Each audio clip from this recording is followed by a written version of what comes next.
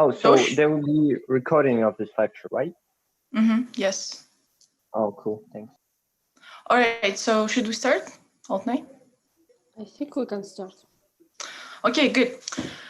Oh, first, I would like to say some of the disclaimers for this lecture. I am not a criminal justice student. I never studied in university, in school, or something like that. So all of the information, most of it is self-study, and also I based a lot of the information on other debaters' lectures. So it's Olivia Sandberg lecture on criminal justice, Miloš lecture on criminal justice. Also, a lot of information taken from Last Week Tonight, Steven Crowder, and political scientist Schulman from Russia. So if you want some additional materials from the lecture, or if you want references where I've taken the information, please reach me somewhere, okay?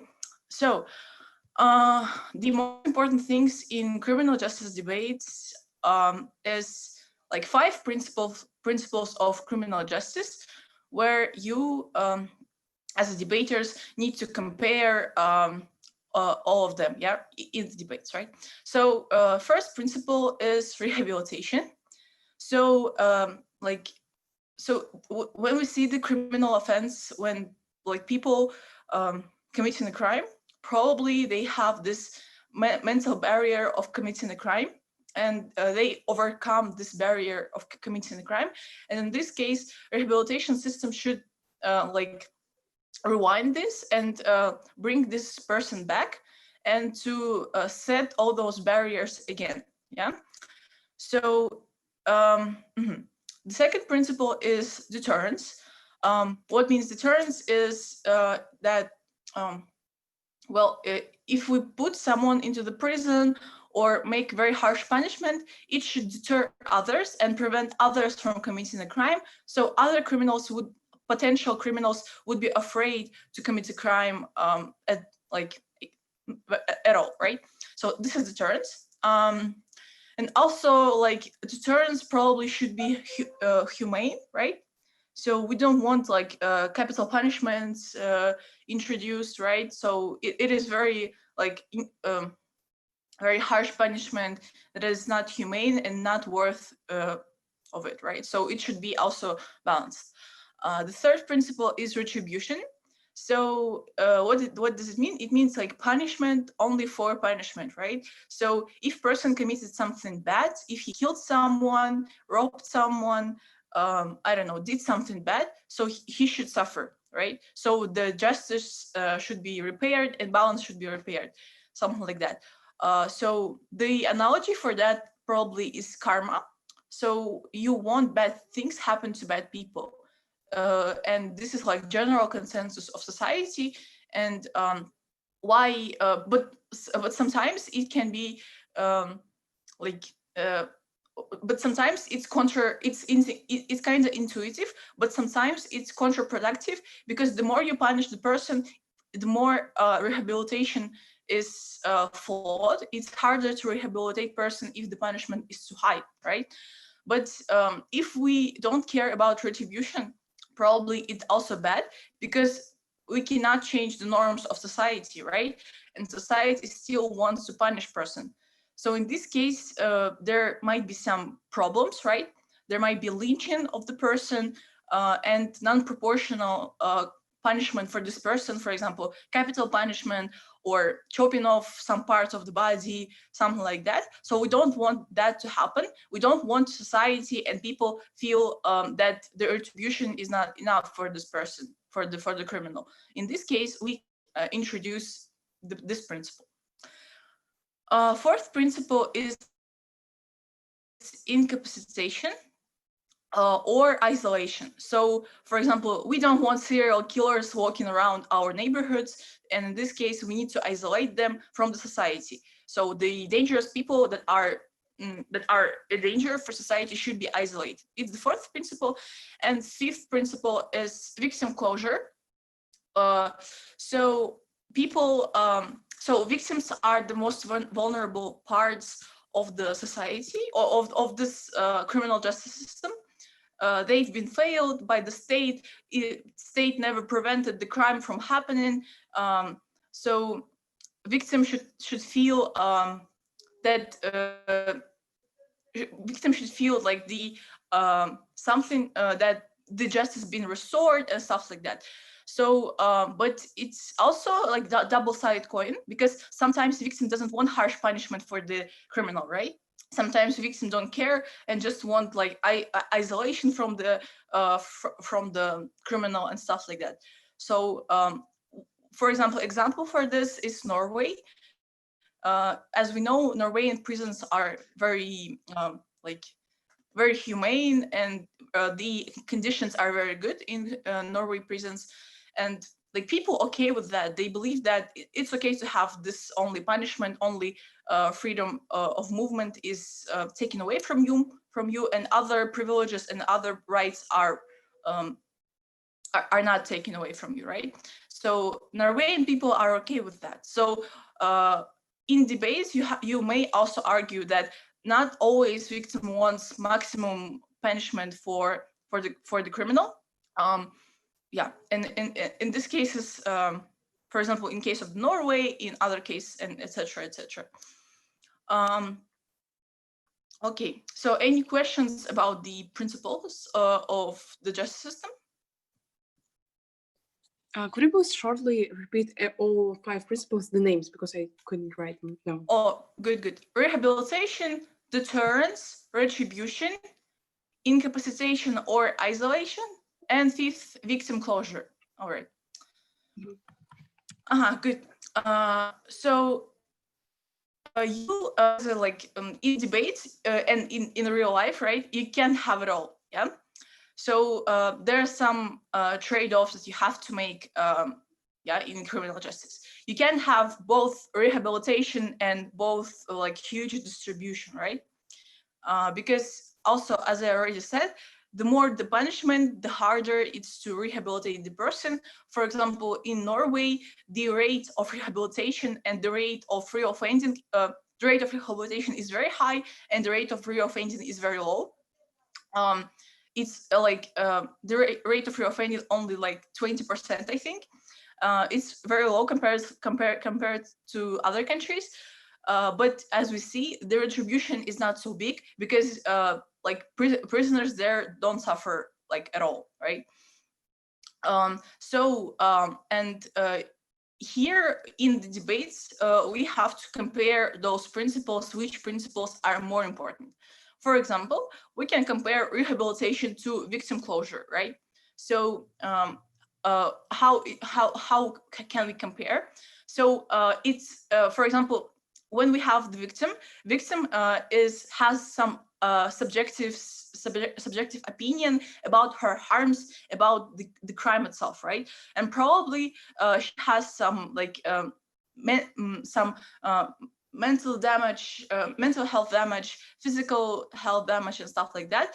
And for the victim objective perspective or subjective perspective, it's the harm that been the harm from the criminal is very high, almost infinite, and any kind of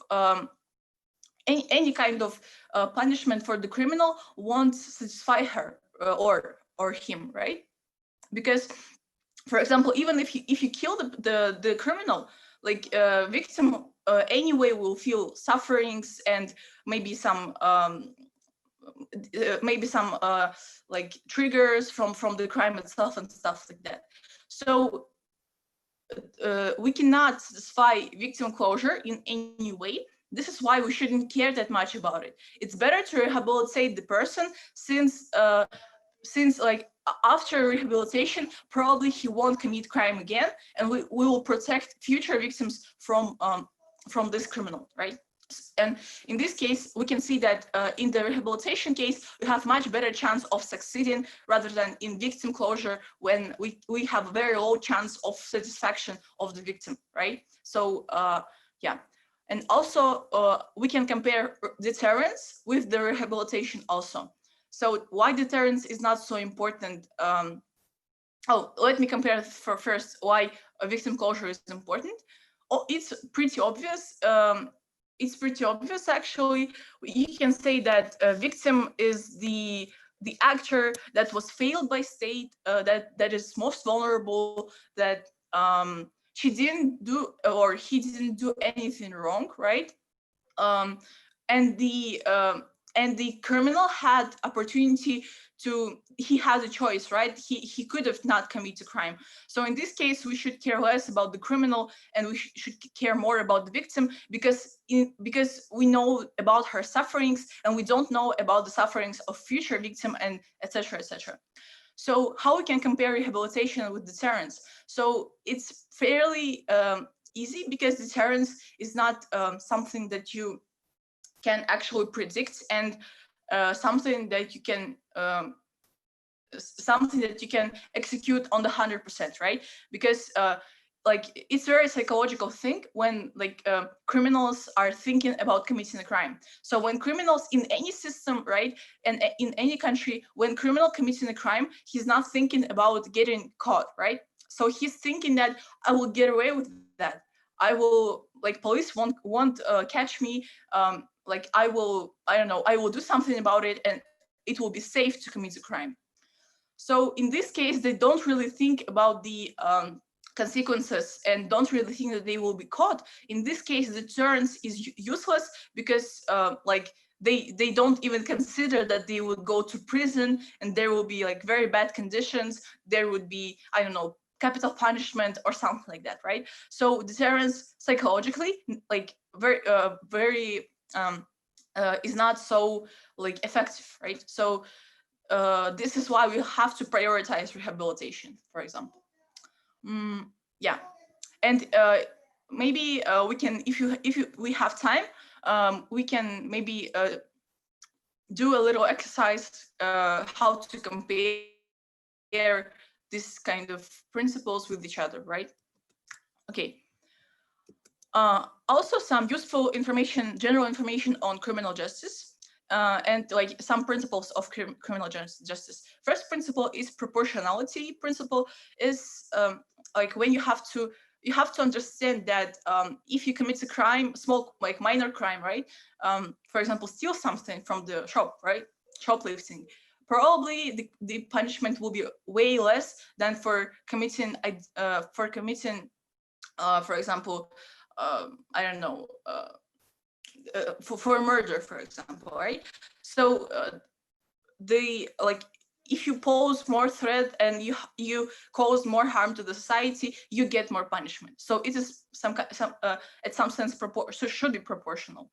Second principle is justice should be fair and consistent. So people should get the same punishment for the same crime. And there are reasons why it is important. First, we have to believe justice system. We have to believe that it's fair, to trust it, and to even in the first place call the police, go to the court, sue someone, and etc. etc. Like almost every.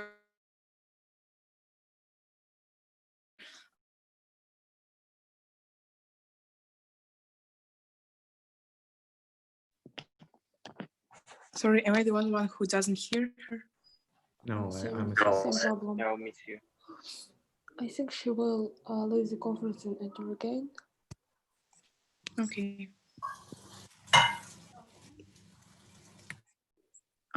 Could you please repeat? She said that there is first principle proportionality, and the second one, or she didn't. Yeah, second is justice. For example, if two people committed the same crime, they get the same punishment.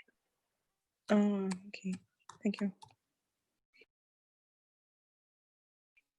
Oh, Skida, did you join? Yes. Okay, I'm sorry. Where did I stop? At justice, when you said about if two people committed the same crime, they need to get the same punishment. Okay, cool. Yeah. So yeah, but it's not always the case. For example, like in USA, Black criminals, they get 10% higher sentences than white people for the same crime. Okay. This is probably racism, juries, biases, like all of this combined together. Yeah.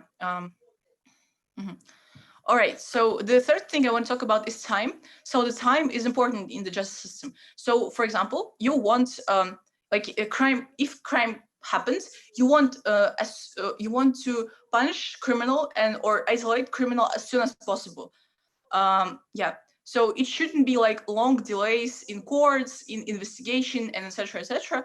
But in the reality, it is happens every time because public courts are really overworked and they can delay cases for months or even years.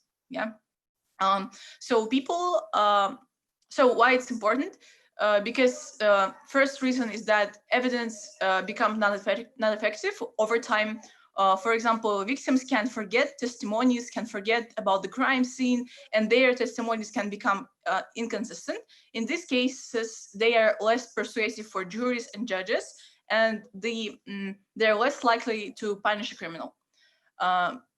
Also, what is important is that if the criminal is not punished or isolated, victims are afraid from the criminal if they live, for example, in the same country or in the same neighborhood. Also, they are afraid of receiving some threats from the criminal and stuff like that. Also, kind of important because it's important for people to have instant feedback on their bad actions. So they should understand that they cannot get away with the crime and cannot prolong it, right? So people have to feel that they are getting punishment for what they've done in order to rehabilitate. So, for example, if you commit a crime like in 2020, but you get punishment for it in 2022, probably you won't feel that it is karma. You won't feel that is punishment for your action, because too much time have passed and it's harder for us to associate our crime, our bad actions with the punishment because like too much time have passed. So in this case, it's less possibility for the person to rehabilitate and understand his bad actions. The last thing I want to talk about is staff in prisons. So staff in prisons can be quite aggressive because they feel threatened by the criminals.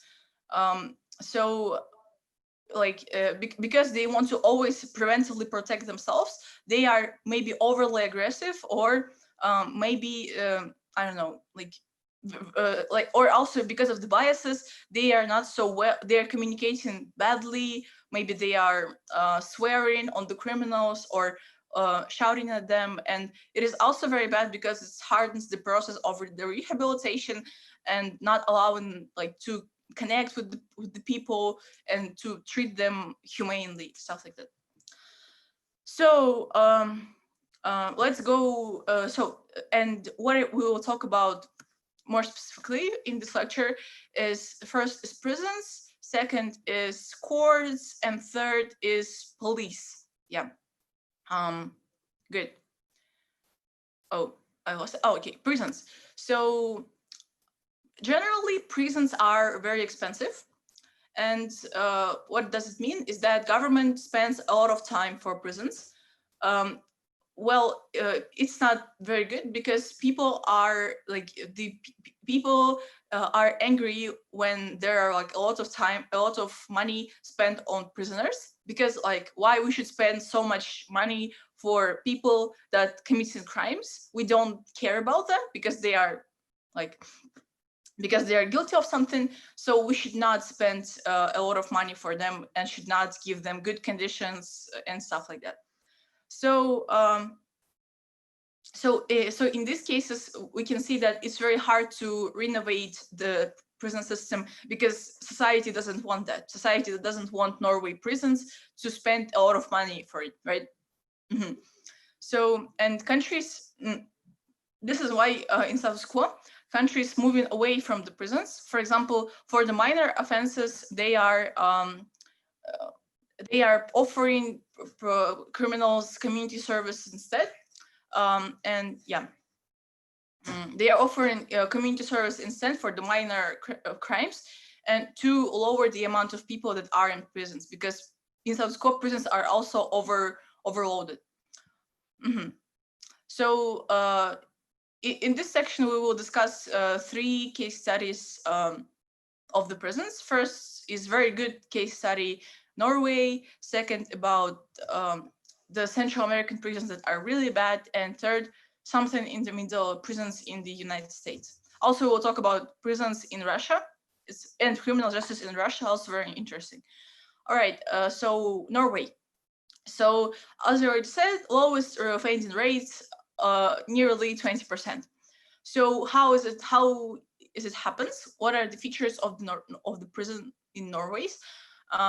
So its first is shorter sentences generally. So maximum sentence in Norway is 21 years. Yeah, not so long sentence. All rights except freedom of movement. Like prisoners have all rights except freedom of movement. And also they have really good rehabilitation services. So upon release, they have housing, education, work opportunities, maybe mental health treatments, counseling, everything is provided for them by the government.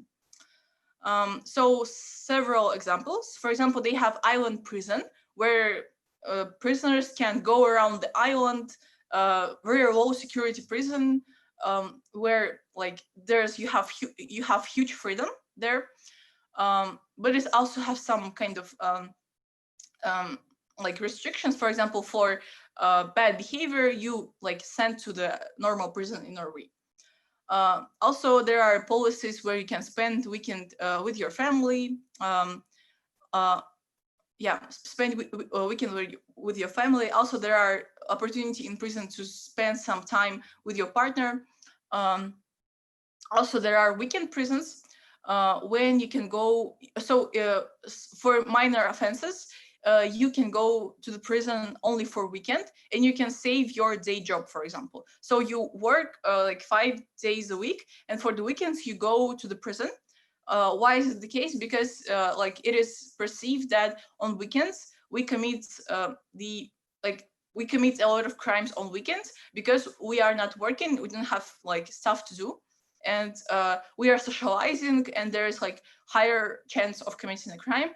Like this is the case, but it's also very controversial because why you're assuming that they are not harmful and damaging at the not at the weekends, like on Monday or whatever.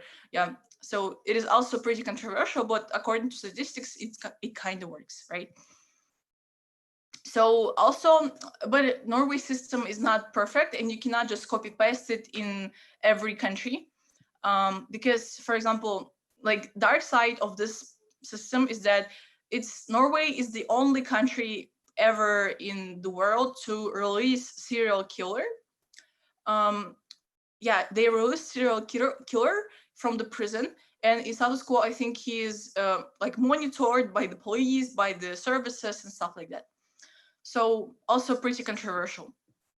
Also, some controversy in this is that you enjoy the benefits of the system only if you are a citizen. So migrants are an exception, right? And so why is it a problem? Because Norway has a lot of migrants in status quo, and migrants are also committing crimes, unfortunately. The population also in Norway is growing because of the migrants, and they don't have enough prisons in status quo.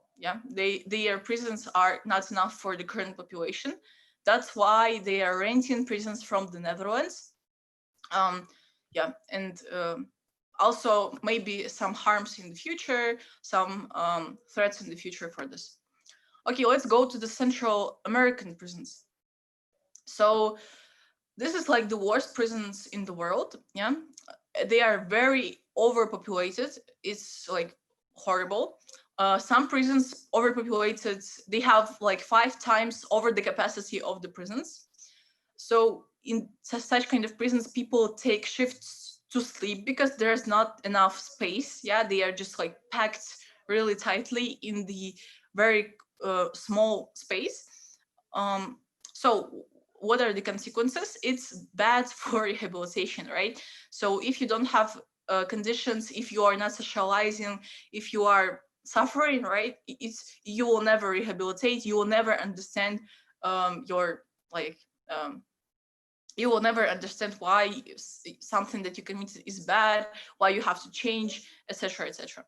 So rehabilitation programs there don't exist and never funded. Also, not only because the government is poor, but also because public doesn't want that, because it is like media promotes this narrative that criminals are gang members, that they are very filthy, they are that they are gang members and they will kill you, and we should keep them out of society. And it is not for the politicians. Even if politicians want to change that, it would be really hard, because over the years it is very popular narrative that criminals are not people. Also, what is the case in Central America is that for the media in Central America, they are in every media in the world, for example, in US and Russia, they are using language that is not so appealing for the prisoners, right? They're using criminal, offender, rapists, and it's signaling in our minds that those people are inherently bad, and we should not help them. They should be punished, etc., etc. So it is very hard to renovate those prisons. Yeah, also there are too many people imprisoned in Central America, and it's really hard to establish services and counseling programs, counseling programs for this many people. Also, like what is also bad for the people in prisons is that there are legal bails where you have to pay for the government, and in these cases it is really bad for the family. And also Central American prison charge you for basic needs, for example, for clothing and stuff like that. And it's also very bad because the family budget suffers. Family budget of prisoners suffers, and this is not good, because because you don't have money after you upon the release. You don't have money, and it's and this is also why rehabilitation doesn't work there, because you don't have money and you have to commit a crime to get food or to whatever, to live and stuff like that. It is also bad for rehabilitation. So in these cases, we can see that people are worse, like they are releasing worse people than they were before they got to the prison, right? So why those prisons are overcrowded, and why prisons are overcrowded and in so bad conditions? Because drug wars in US and in Central America. So some offenses for drug crimes reaching 25 years, which is like equal to the homicide sentence, right? And but this policies, drug war and such kind of policies, they don't change the drug supply or drug consumption. Drug consumption actually raising from raising these last years. So it's at the highest in the status quo. So also, so also, as I already said, that public support the punishment for those people. They don't want to renovate the prisons. And statistically, 55% of Latin America in favor of severe punishments for people, for prisoners. Also, what is the issue here is that a lot of people are waiting for the court for a long time because courts are slow. And this time when they are waiting for the court, they are also in the prisons somewhere. And yeah, they are sitting somewhere in the prison. And sometimes they are waiting time pre-trial wait maybe longer than the actual sentence. So it is also really bad. It's bad for rehabilitation. It's bad for rehabilitation because they suffer in prisons more. Yeah. So statistically, pre-trial waitings, like pre-trial people that are waiting pre-trial in prisons, 62% in Panama, 20% in US. So really high rate, right?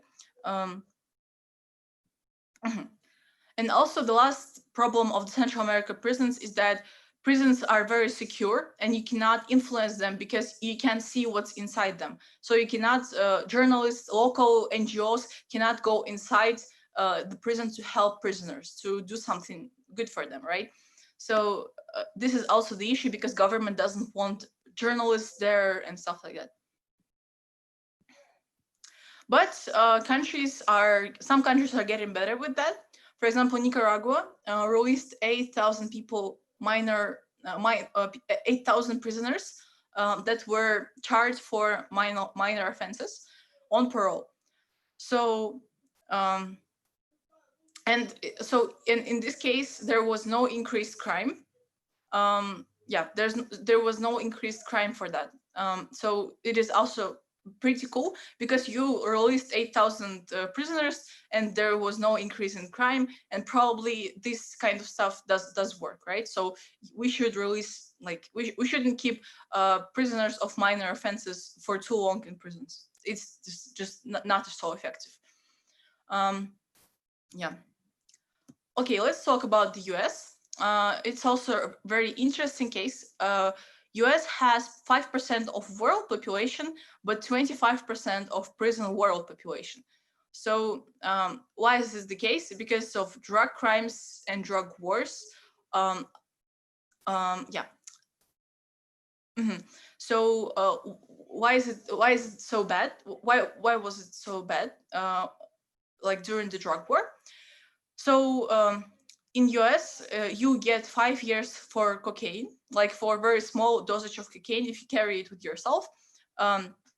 If you previously charged with a drug crime, you get 10 years. If you also very interesting, if you have a gun inside your house, or like, but it's not related with the drug, you never used it with the drug, and it's not related with the drug crime, you get extra 5 years, so 15 years for that. This is crazy, but this is like the reality of the drug war. So in US, prison system costs same amount of money as educational system.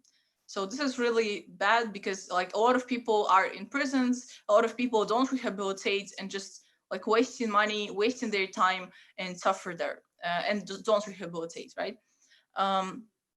Also, there's in US, it is very harsh treatment of the people, of the prisoners in prisons. For example, very good example for that is solitary confinement, where you can put a person inside isolated camera or room, right? Isolated room. For a really long period of time for, I don't know, for bad behavior or stuff like that. So, but it is also getting better. For example, Obama reduced this, reduced solitary confinement to 60 days a year, but it's also really bad and way higher than other countries. And also, Obama also, he forbidden to put into solitary confinement people underage and underage criminals. But before Obama, it was even higher, right? So you could put someone into solitary confinement like more than 60 days a year. Also, you could put there underage people, underage criminals. Yeah, this is about the US. So generally, there are some. Next we will talk about challenges of prisons. So the major challenge of the prisons and criminal justice system is rehabilitation. Yeah, lack of rehabilitation, as you already noticed. So to rehabilitation to be successful, you need job programs in prison. It's very important because you need it in future. Because you need in future some skills to get a job, to rehabilitate, to socialize again, to be a person in the society again, right? For example, it is a little bit flawed in UK. In UK, majority of prisoners were released on Friday. And in this case, prisoners that are released, they cannot access the counseling, job counseling, education programs, etc. They cannot access them on weekends, and they have like 2 days of they don't have support for 2 days when they are released, and it also can be the trigger for committing crime again and not rehabilitate. Also very important is the absence of alcohol and drugs. So it is very important for you not to for the prisoners to not be addicted to the alcohol or other drugs, because if you're addicted, it's way harder to rehabilitate. It's way harder to rehabilitate and become a normal person again, right? Yeah. Also, the third thing is finance and debt. If you don't have money upon the release, you will commit crime again because you need money. So the solution for that is to pay prisoners for their work in prisons. Yeah, and also, but it's in the reality, the work in prisons is paid very low. I think it's like 10 cents per hour in US and €5 a week, I think, in UK. Yeah. So also, what is important for rehabilitation is training. For example, anger training, morals training, social skills trainings, and stuff like that to help to socialize in future. So, question. We have like very obvious question: why we're not doing it, right? Why we don't implement all those good things? Yeah, why we're not doing it? So first is that political capital for politicians, right? Politicians don't want to go and say that we help prisoners, we will give them good conditions. People are unhappy with that because, for example, they will be unhappy with that because they will understand that some people that are not guilty of anything are not receiving the same conditions, are not receiving same help as, as prisoners who committed the crime. So it's not fair in the society's eyes and stuff like that. It's difficult. Also, this is why it's very difficult for a politician to do something. Also, when we are thinking about the prison, we're not really thinking about prison sentence. So, for example, when we are seeing in media someone got 8 year sentence, we're not really understanding how much time is that, right? So if we are saying, oh, 8 years, not so long, there are longer sentences, right? But actually, if we count it by days, it is a really long sentence and it's a huge period of time. So it is very hard to sympathize with the prisoners, because they are criminals, because they committed something bad and stuff like that. And second is that because of the media narrative, because of the language they use. And third, because we don't really understand what does it mean to sit in prison for 8 years. Yeah. Also, governments doesn't have statistics about which prisons are better in terms of rehabilitation. There is no statistics on UK. There is no statistics on US, and in this case, we cannot really like clash prisons between each other and to force them to compete for rehabilitation rates, for the reoffenders rate. Yeah. There are also the problem that when we have, for example, investigation or pre-trial wait, right? There are also the problem when prisoner can be transferred from the prison to prison because of, I don't know, some extra factors, extra variables. In these cases, it is very bad for rehabilitation again, because you cannot build a relationship with counselors, you cannot build a relationship with your peers, you cannot really socialize, and it's really hard for you to adapt to new environment every time. And moreover, not all prisons have same kind of treatments and same kind of counseling, and this is also really bad for the prisoner. Also, again, one thing is that some prisons are very old, and you cannot convince public to renovate those prisons.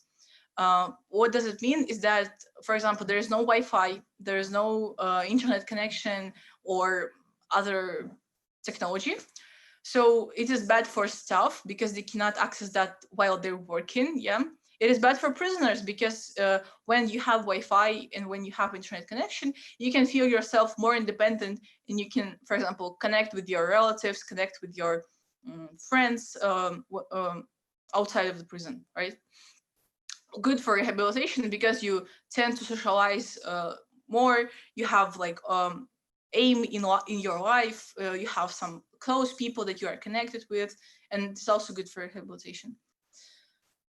There are also in USA there are also victim lobby groups and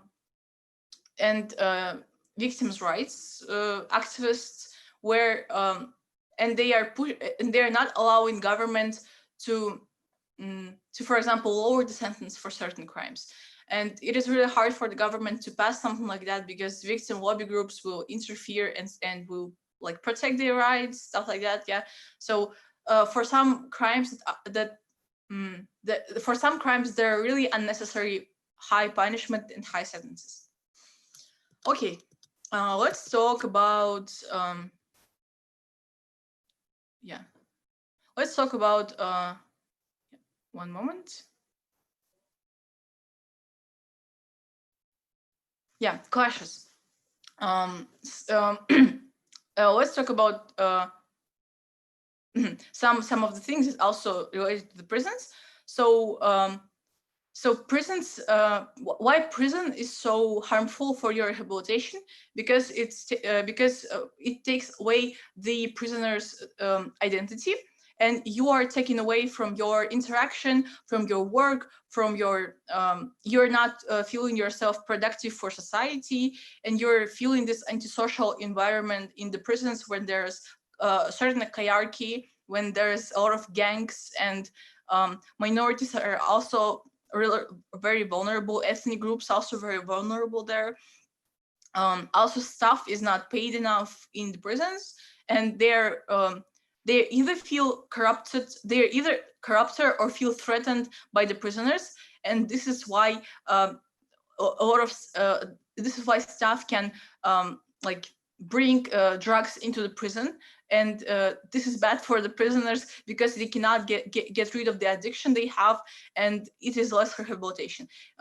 There's even maybe a chance when you come to the prison you have no addiction for alcohol or drugs, and after the prison you are addicted to something like that.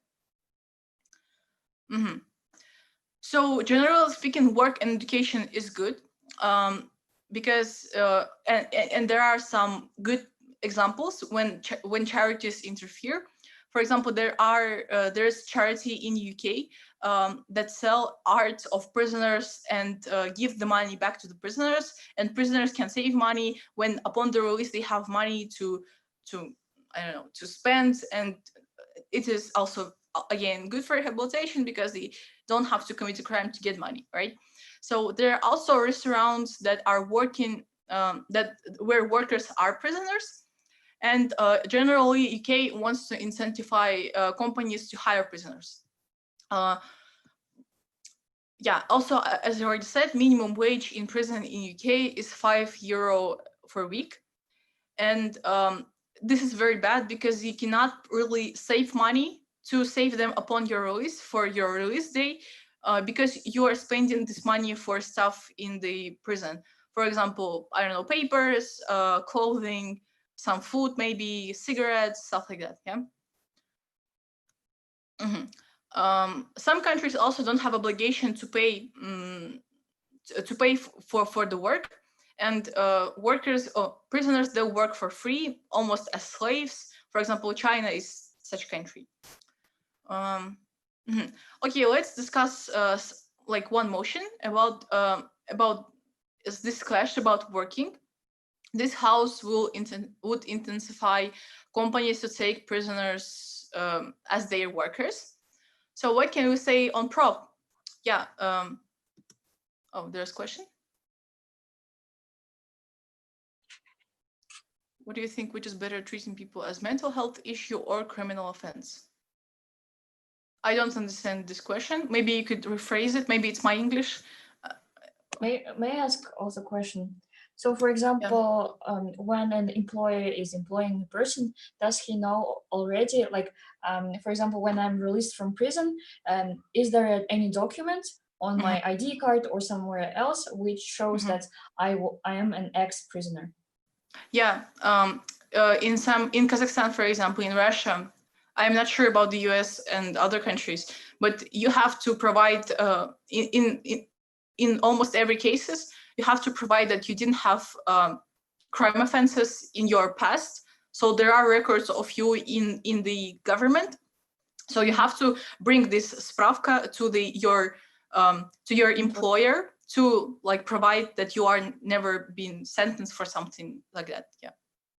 So yes, it is the case for Kazakhstan and Russia. I don't know about the USA, but also I've heard that they have also problems with hiring ex-prisoners because they are afraid of them.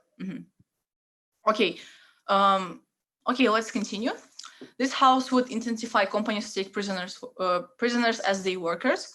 So on proposition, I already explained that there is like additional money. People also can change mind about prisoners because they can see that prisoners are regular people that are working for society and stuff like that. They are just waiters or I don't know, also cashiers. Yeah. So people can really change their mind when they connect with them in the real life. It is good for prisoners because if we change the mind of the society, probably we can get them better conditions. Third is that they get some skills that they can use in the future. The fourth is that they feel that they are contributing to the society and socializing, and it's also really good for rehabilitation. They have some interaction, socialization in the workplace and stuff like that. In the opposition, we can say that it is. I think that in opposition, I would think it's a good idea, right? So what can we say against that? I would so on opposition, I would like to mitigate all of the benefits from the problem. Yeah.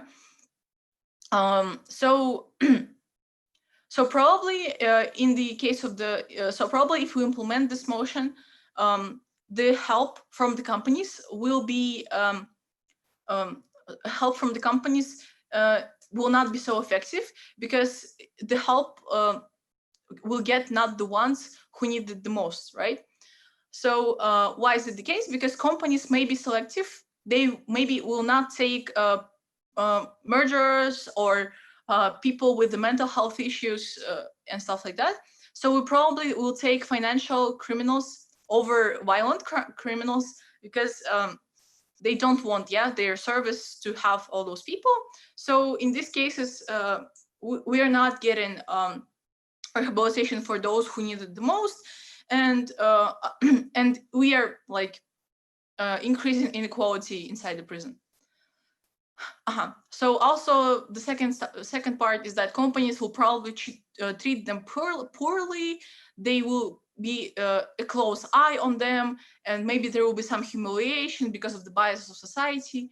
The next reason is that people probably don't trust prisoners, and in this case, there won't be some kind of we cannot change the mind of the society because even if like I connect with him in the real life, I still don't trust him, and they have this barrier that's really hard to overcome for me. Can I have a question? Yeah. Can on a position on this motion, can I explain that maybe we have an alternatives like hiring like poor people, for example, people that didn't got very qualified education, etc., and then explain that, for example, with poor people, it wasn't their choice to be born in poor family. And that's why that's not their fault. But but prisoners, it was their choice to commit a crime or not to commit a crime, and that's why it's more morally justified to encourage them to hire poor people than prison. Maybe that. Well, I think that it's this contraprop. It would be contraprop, I think. Yeah, you would say that let's hire the same amount of people, but from poor neighborhoods, right? The issue with this case is that probably in this motion, you should discuss criminal justice, right? You should discuss prisoners, not poor people. And probably, I don't know, opening government would say, like opening government can compare it like that.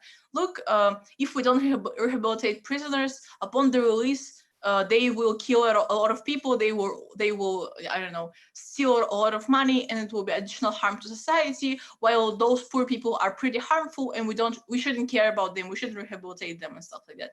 And probably all those poor people, they can get minimum wage, for example, minimum wage jobs anyway, while prisoners are receiving very low amount of money in prisons when they're working. So in this case, I don't think that poor people are more vulnerable than prisoners.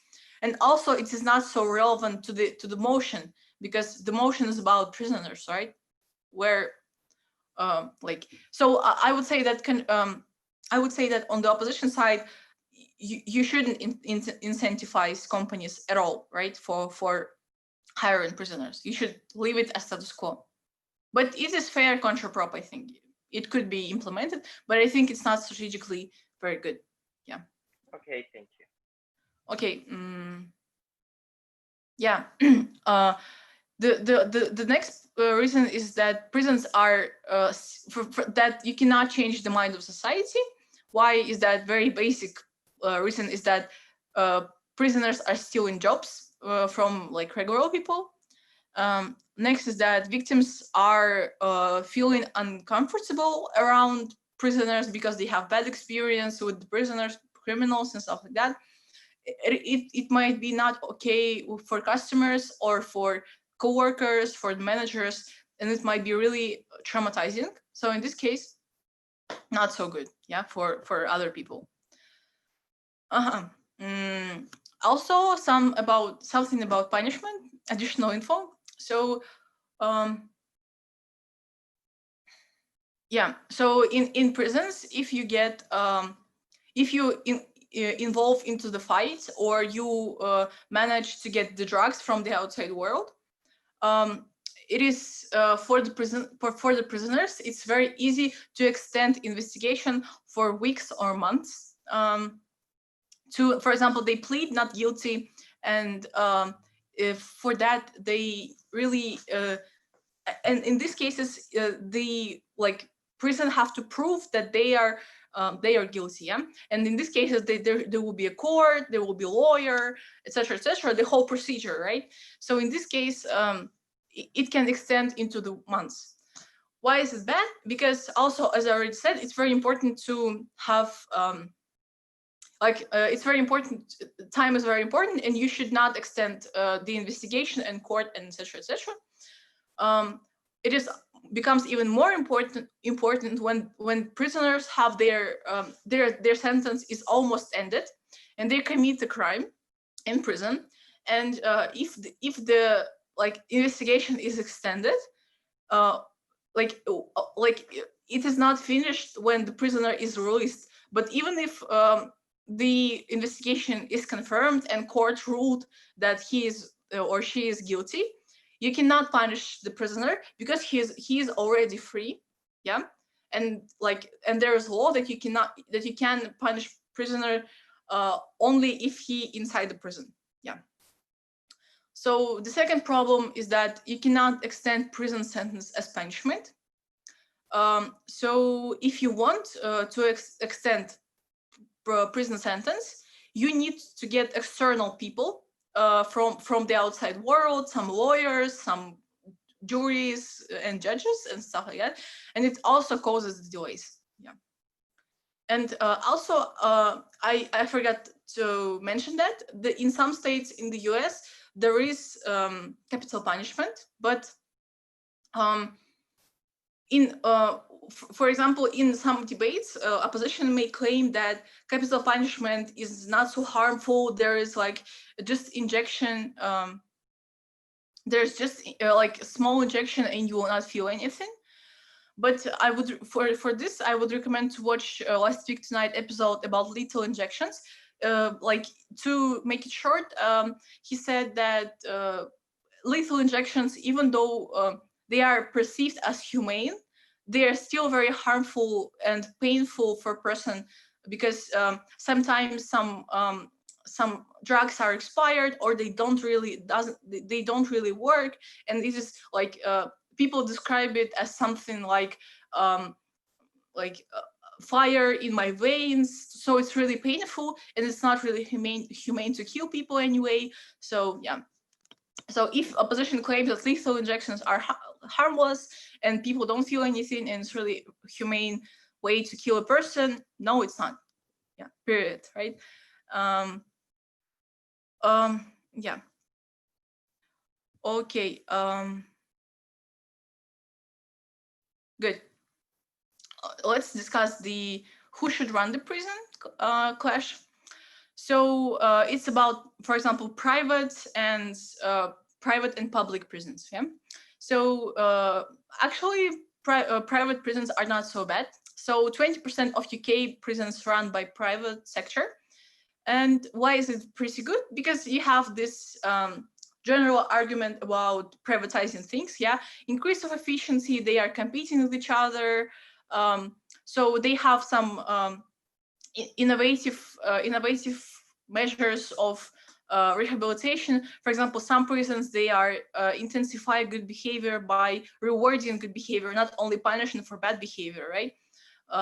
So also growth of the technology, there are more security measures in private prisons, and maybe more independence for prisoners, because there are like case where when one prison had this super interesting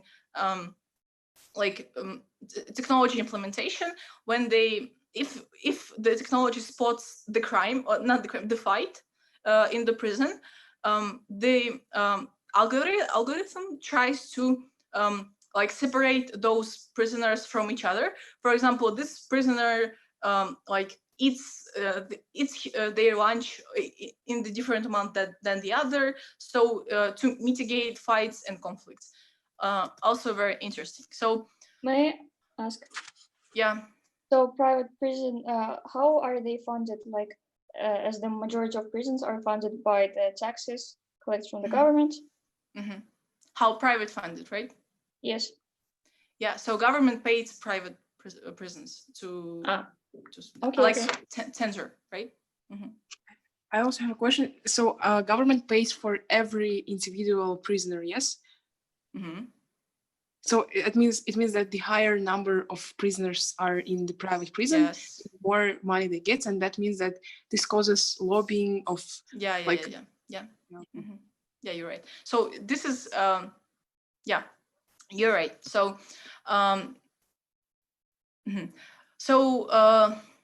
yeah, sometimes, so when you're, for example, arguing for private prisons, you can say all those good things about the growth of technology, increase of efficiency, competition, etc., etc.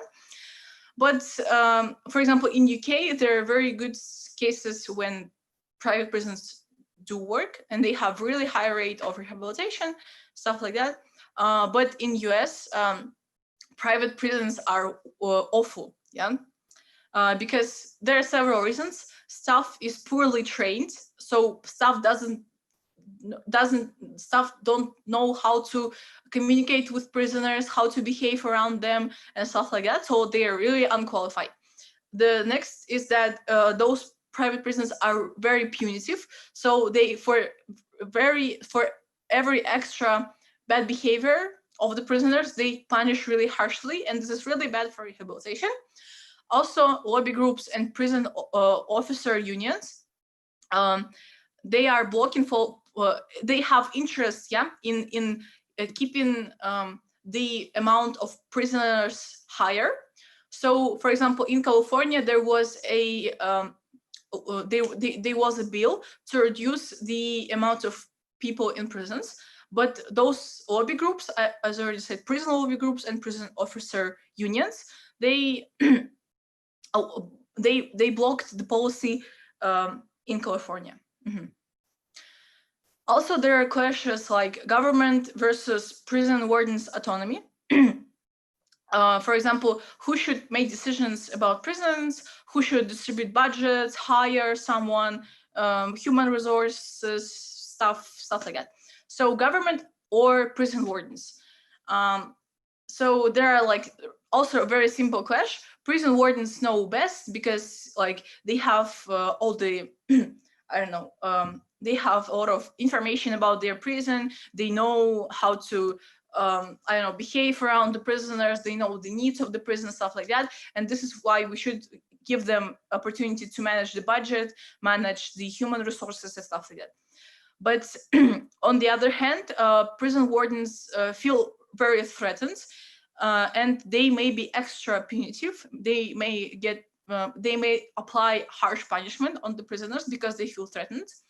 The second reason is that they may be hopeless. They may feel hopeless sometimes because every day they see how people like fight. They don't rehabilitate. They don't behave well. The prison is very the prison itself is very like sad, right? So in these cases, sometimes prison wardens are not emotionally equipped to do these decisions, right? Also, I have this section about women in prison, but I think we don't have time, and we should go to the courts and to the courts. Yeah, let's go to the courts. If you want some info about women in prison, I can send you this document that I have, and you can read it by yourself. Okay. All right. So courts and courts. Yeah. So there are in the US there are private judges and private lawyers. Yeah, but there's no problem with them. But sometimes, for example, private judges may favor one side over the another, stuff like that. So, but the issue in the US is with the government judges and with pro bono lawyers. So issue with them is that they have lack of time and resources. So judge may have like, for the decision to be made, he may have a look for the case, only one look for the case, like he could read for 3 minutes and make the decision, right? So this is really bad. Also, the really bad situation with the prisons is the plea bargain. So what does it mean is when, like, I think you have seen this in movies, in TV shows, when like lawyer goes to the when like for like criminal offered smaller sentence for what do you say? Offered smaller sentence for saying that he committed this crime for, I don't know, how do you say? Okay, for when criminal says that he committed the crime, he agrees with that, he gets a smaller sentence. So yeah, this is the case, and it might be very appealing for the criminals, for potential criminals that have been investigated, because they are thinking that maybe after the court, even if you're not guilty, you may think that jury will not believe you, or judge will be racist, or judge also will not believe you, and stuff like that. So so because of that, 3 to 5% of the cases go to the court in US. Because it's a threat of a longer sentence, people tend to take the plea bargain, even if they're not guilty. So why is it the case? Because there are biases in the courtroom. There are maybe because of the institutionalized racism, because we all have this maybe biases about the Black people or Latino people. Like because all people have those biases. Also, like those, for example, Black potential criminals, they are afraid to go to the court. Okay, Also, yeah. You said only 3 or 5% of cases go to the court. It means that the rest of them, person just says that, okay, I committed the crime, and police just puts him in prison without court. Yeah. How the sentence is shortened? Yeah, I mean, how do they identify how many years will you put in prison the prisoner if without the court? Yeah, for example, you have this, I don't know, in Russia, you have for drug crime, you have from 3 to 5 years, I think, in prison. For example, if you're saying that you are not, you are guilty, you may, the judge will give you like the smallest sentence possible. For example, 3 years only. Yeah. For murder, I don't think what is minimum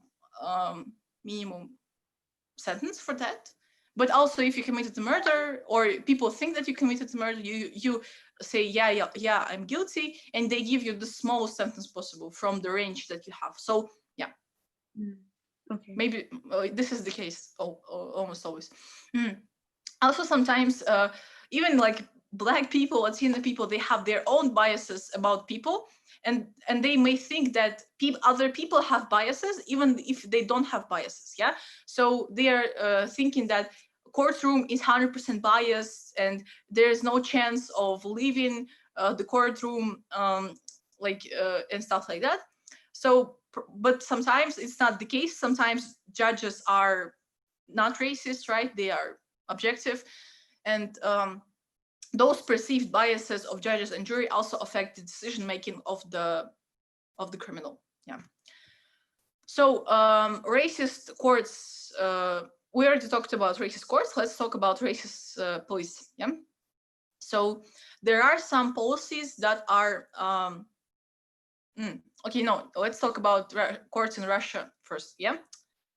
So Russia is very interesting because so far we discussed developed countries, USA, Norway, etc., etc. But we never discussed something. We didn't discuss post-Soviet countries. Yeah, let's discuss Russia. So 2018 in Russia. In 2018 in Russia, 0.23% of the acquittals. There was only 0.23% of acquittals. What is it? It's when, for example, you go to the court and judge is saying that he is not guilty or she is not guilty, something like that. I hope you understand. So, and other the rest of the cases in the courts ended up as positive. As with the conclusion that the person is guilty. So why is it bad? Okay, so why is it bad? Is that 20%? For example, the rate of the acquittals in Europe is 20%. So why is the rate of the acquittals is so low? Several reasons for that. So judge institution in Russia is broken. Because, for example, to become a judge, you have to start as a clerk in court. So maybe you just, I don't know, assistant of the judge, or you're typing in the courtroom, etc. So you're not a lawyer when you are starting your judge career, right? But for example, in US, in I don't know, in Europe, you have to become a judge. You have to be very qualified. You have to know the law. You have to have experience in in being a lawyer and stuff like that. Maybe you know, like Ruta Bader Ginsburg, she was a lawyer before she became the judge in the Supreme Court. Yeah. So what do we have in this case? It's incompetency in the courtroom. Yeah. Also, just judges are no good for a system. Two reasons for that. Because if you're not satisfied with the judge, for example, the judge is too just for you, she's not taking I don't know what bribes and stuff like that. It's very easy to get rid of the judge, appoint another judge for a case. That's why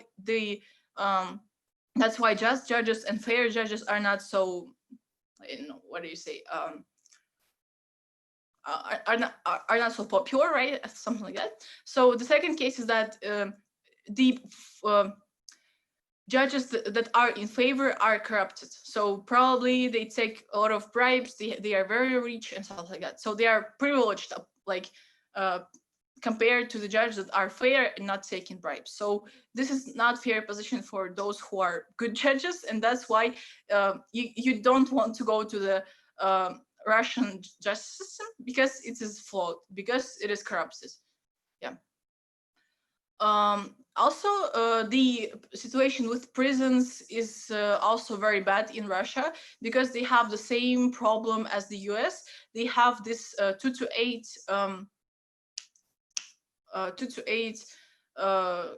what do you say, article in the you have 2 to 8 article, and according to this article, you can if you like take drugs, you will go to the prison for minimum 3 years. Yeah, and a lot of young people are in prisons only because they like smoked marijuana or something like that. So the average rate of average age of people that are charged by this article is from 80 to 29. So you can see that a lot of young people are like in prison because of this article. Yeah. Okay, so let's talk about cops. So there are some racist policies in the US. For example, when the area has small crime in it, like police departments tend to put more police there to prevent increase of the crimes. But in this case, sometimes it has vice versa effect. When you put extra police there, the crime is increased. Yeah. Also, it is the part of the drug war and drugs policy. If you commit 3 minor crimes, for example, if you shoplift 3 times and you get caught, you will get very harsh sentence. Also, in the you said that when there is more police in the neighborhood, the crime increases. But why is it so? Yeah. So it is known as like police window or something like that. When you know this broken window effect, there's also like the police window effect. Yeah. I mean, if there are a lot of police, like people tend to think that there are more crime, that there should be more crime, and police are like searching for someone. So because of that, like because of that, statistically, we see when there's more police there, we see increase of crime. Yeah. You can think about like as an exercise why is it happening on the psychological level, but statistically it happens like that. Yeah. Yeah, black person. So yeah, let's talk. I already said that if you commit 3 minor crimes, you get a very harsh sentence.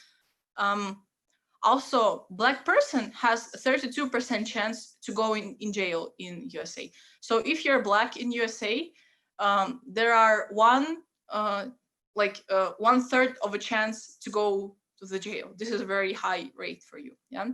If you're a Latino man, it's 17%. If you're a white person, it's 6%. Also there. Yep. Like, why is it so? Why black people have more chance to go to the jail? Like, why the rate is high for the black people? Because they commit crime more. They commit crimes more because there are because they commit crime more because of their unfortunate situation economically and also politically, and also they are a minority. Yeah. Secondly, is that police biases. This is the second factor. Third factor is that plea bargain, right? So they tend to just take plea bargain and go to the jail rather than having the threat of having longer sentence. There are a lot of factors. You can think about that. Yeah, you can Google that, whatever. Yeah. There are like cases of disproportionality in the police. For example, Ferguson. In Ferguson, it's a black area in its majority. So majority of people there are black, but out of 53 police officers, only 2 are black. Yeah. In Baltimore, 28% are white in the region, but 47% of the police are white. But statistically, police officers, black police officers, use force more often than white against black suspects. There are several reasons. There may be like several justifications for that. First is that maybe black police officers want to present themselves as very just and stuff like that, and they will not be very humble with the violence, even if it is a black person, even if it's like black person. They don't want to favor black people, and this is why they become more aggressive to prove themselves. Also, maybe yeah, this is something like that. Also, there was a policy in New York City, stop and frisk. So you could stop anyone and search them without any kind of justification. It also was a part of war on drugs. Yeah. So majority of people that stopped and frisked and stop and searched is Latino or black. But statistically, white are more likely to carry drugs or weapon with them. Yeah, this is interesting. So Can I about the representation? You said that there is statistics that shows that there are, even if there are more black people in the neighborhood, there's still more white police. But how will representation help and solve the problem? Well, you can. There's actually some motions about that. Because maybe because what do you say? If we had more black police officers, maybe there was less of brutality, less of a biases. Because as a black person, I know that not all of the black people are criminals, and I would not stop and frisk anyone, right? But also, opposition can say, look, statistically, black police officers are more brutal with the black people. What do you say about that? So this is also a trade-off in the debate when you should argue. Yeah. Something like that. So this is just improportionality, right? So probably you want in the area where majority of people are black, you want majority of people in police departments to be black, yeah, to treat them well. Good. Okay, let's talk about militarization of police. Okay, cases when why militarization of police is happening in the first place in the US. It is very good reason for militarization of police, and a lot of Republicans are justifying it with this reason. So there was a case in the US when police officers were in the police officers were harmed because they didn't have enough guns, because the gang members or criminals, they had really they were equipped to the teeth with the military guns, because in the US there are huge black market for the military equipment, for the guns, and etc. This is the reason why like it triggered the militarization of police. But there are also other like aspects of that.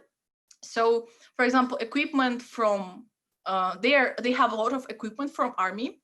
They have SWAT teams. They have armored cars. They are using tear gas on protestants in protests when they want to get rid of the protests. So why is it happening? Because it is about provision and budget. It is very easy to allocate military stuff to police because Pentagon has extra stuff, maybe extra bombs, extra guns and stuff like that, and extra grenades, and they just allocate them into the police. Also, war on drugs, war on terror, war on illegal migration. It like offers a legitimacy for people that U.S. police is at war and they need this military equipment. Also, this encourages police to feel themselves at war, because when you're feeling yourself at war, you feel more threatened. You tend to be more brutal. You tend to be more. You tend to kill more people and stuff like that. Also, So, there are.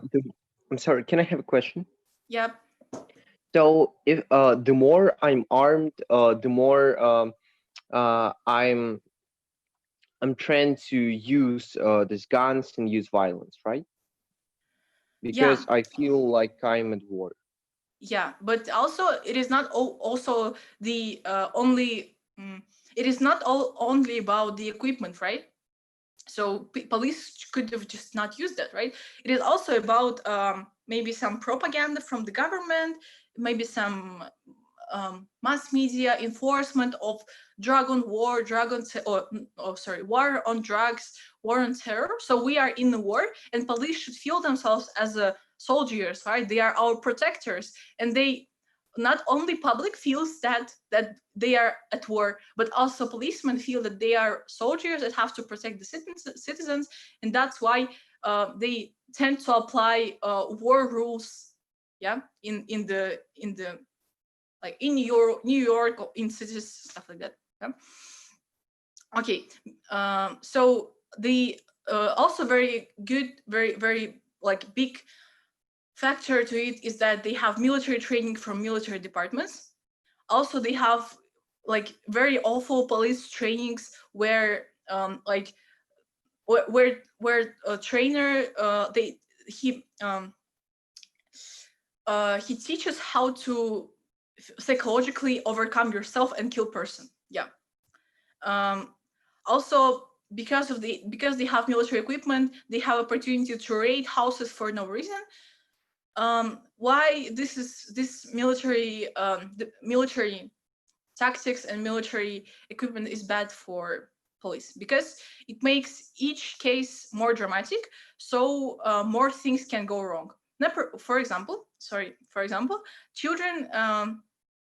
For example, if you raid houses, raid the house, children might be at home, and you can get hurt, and people can get hurt by blinding grenades or by tear gas. Also, when like if someone raid your house, people seek to protect themselves. They might think that it's robbery. They may take a gun from their shelves because, like in US, you may have guns in your house, yeah. And in these cases, the police have permission to fire in self-defense. So there are like more cases when unnecessary killings might happen. Okay, so also we have accountability problems with the police. So there is no trust for police because of the police brutality and stop and freeze policy, as I already mentioned. Why is it bad? Because, for example, in ghettos, in Black communities, people tend not to call for police because they don't trust them. Yeah, and in these cases, it is really bad because you're not calling the police and you are suffering from the criminal and you don't have the opportunity to call for anyone. So in these cases, yeah, this is a very bad situation. Also, there are very huge lack of information on police. There is now data on how people were shot by police in US. Yeah, how many people shot by this department? How many people shot by this department? There's no such data. Also, there's huge problems with treating the police misconduct. For example, the first reason why it is treated poorly is that police misconduct is investigated but internally from the department by colleagues of the police who might be guilty, by the colleagues of policemen who might be guilty. Also, the problem with the misconduct is that it's really hard to investigate it because because records of the policemen are destroyed in 18 months if requested. So sometimes it's very hard to investigate given the delays in courts, given the delays in bureaucracy. So it becomes really hard to punish policemen if they are guilty of something. Also, very interesting strategy for policemen if they are guilty of something, to resign and go to another department. So, for example, if you want to run a drug test on some policemen, you are suspicious that they are having drugs in themselves. Some policemen can resign and move to another department, and like new department doesn't know anything about this policeman, and they will probably won't run investigation, won't run tests and stuff like that. Also, there are huge problems with juries that, this mass media, popular culture promotes policemen as very brave and good and very handsome actors, play them, right? So juries are biased, and they trust them. They trust them and they don't think that they are guilty or they killed someone, or if they killed someone, it was justified, and etc., etc. So this is the big problem. Also, there are loopholes that allow police to shoot people without necessity. There are some laws in some states that allows that. There are also some things called as qualified immunity. So it is also very interesting. You cannot be sued if this exact conduct has already been ruled unconstitutional. For example, if previously someone was killed in, I don't know, near the shop, yeah, and this exact misconduct happens at this, again, right, with the policeman shots another person again, like close to the shop and stuff like that, probably this policeman would be charged with the crime and he would be punished. But if there are some small variations, like he used another gun, maybe the person was, I don't know, walking, not staying, and stuff like that. Small variation can alter the case, and in this case, policemen have qualified immunity, and he cannot be sued for his crime.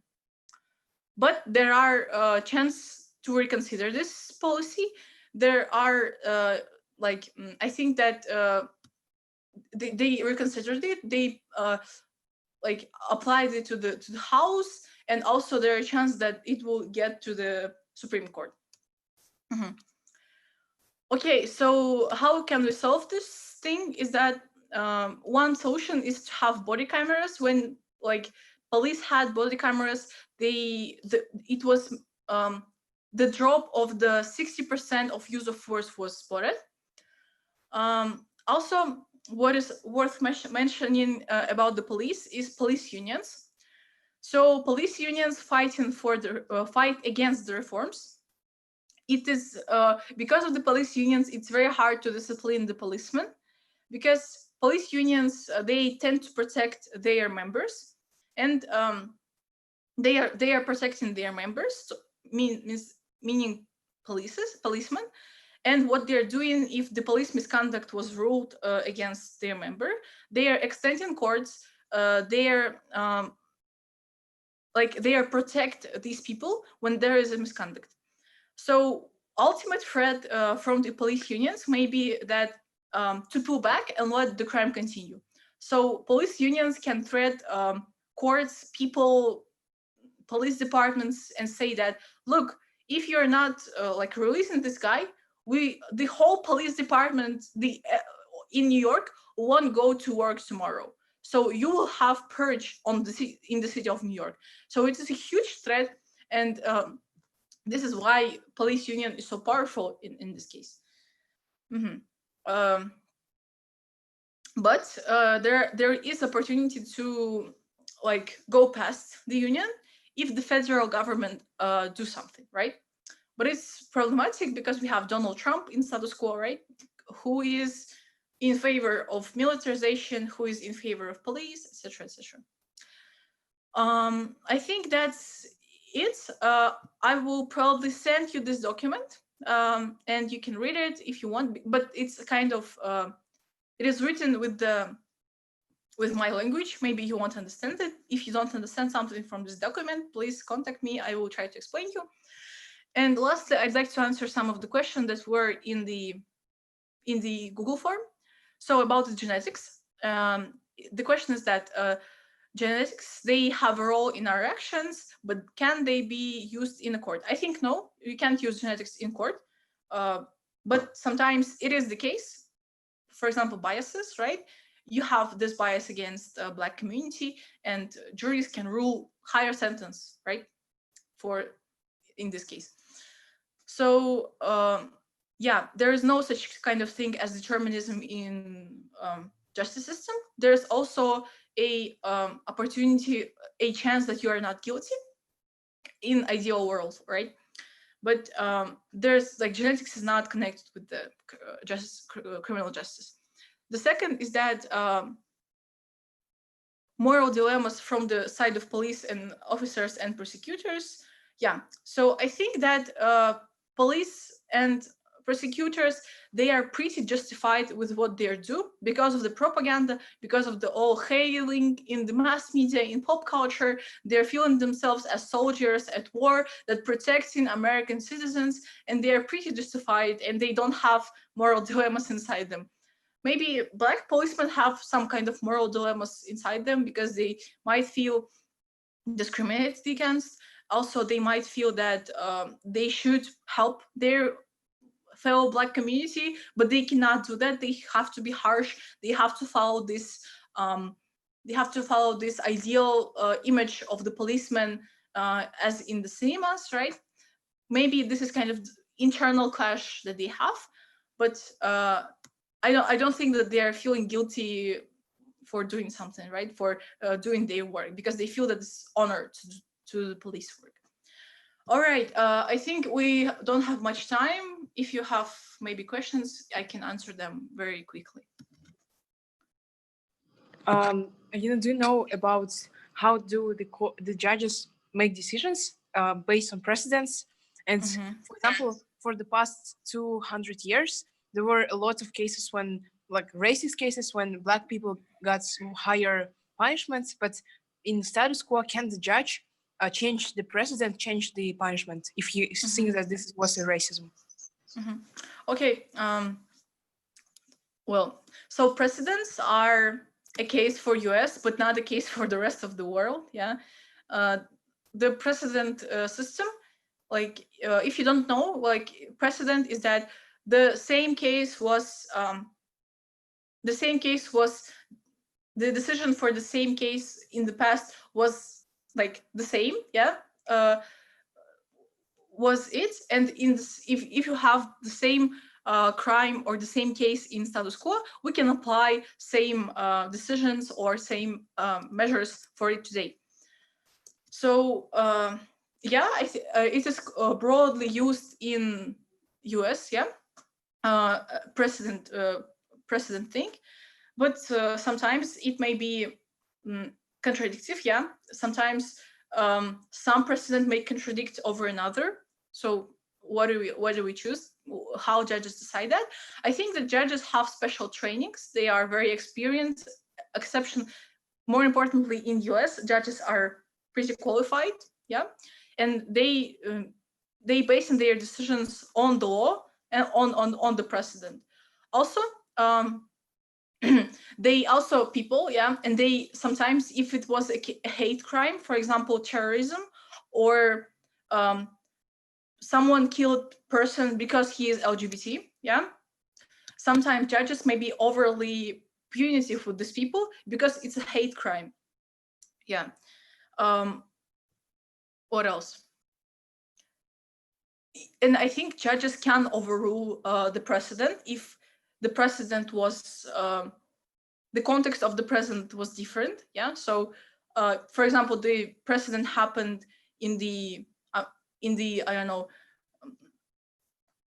in the 60s when Black people was undermined and there was huge inequality in rights. But in status quo, we have different contexts and we can change this precedent. I think this is the case.